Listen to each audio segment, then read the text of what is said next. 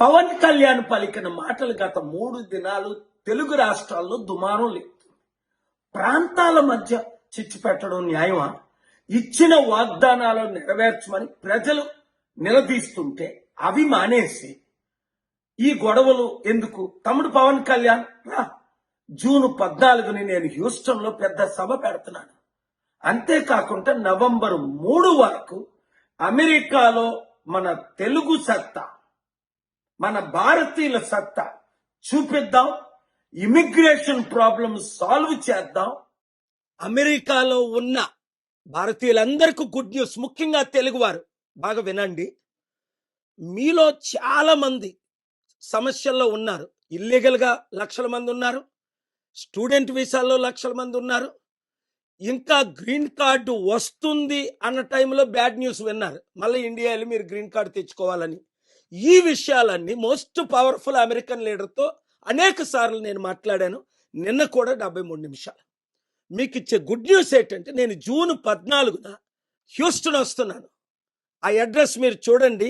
Inspire centre, ఉదయం 9 గంటలకు, 11 గంటలకు, మధ్యాహ్నం 2 గంటలకు. మీరు ఎక్కడున్నప్పటికీ ఆదివారం కనుక రాగలిగితే అక్కడికి వచ్చేసి మీ సమస్యలు మీరు తీసుకొని రండి.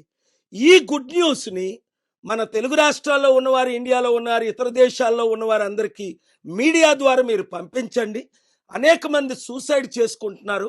తొందరపడకండి, సూసైడ్ చేసుకోకండి. ఎందుకంటే మీరు ఈ మాటల్లో వింటారు, మైక్ జాన్సన్ గారి మాటలు. మోస్ట్ పవర్ఫుల్ మ్యాన్ అమెరికాలో. ఆయన ఏం చెప్తే అదే ట్రంప్ పాలసీస్. ఇప్పుడు మన దేశం ఇండియా, అమెరికా ఎలాగ కలిసి ఉండాలి ఇంతకు ముందు కంటే, ఎందుకంటే ఆయనకు నా 30 సంవత్సరాలు నా మిత్రులు ఆయన. ఇప్పుడు ముఖ్యంగా మీరందరూ కష్టాల్లో ఉన్నారు కాబట్టి నేను ఈ స్టెప్ తీసుకున్నాను. See you on June 14th. ఆయన ఏమంటున్నారో మీరు వినండి. Is it not shocking news? Is it not great news? Is it not good news?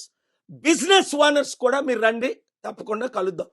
ఇంతవరకు ఫ్రీగా సర్వీస్ చేశాను, ఇది కూడా మీ అందరికీ ఫ్రీగా సర్వీస్ చేస్తున్నాను.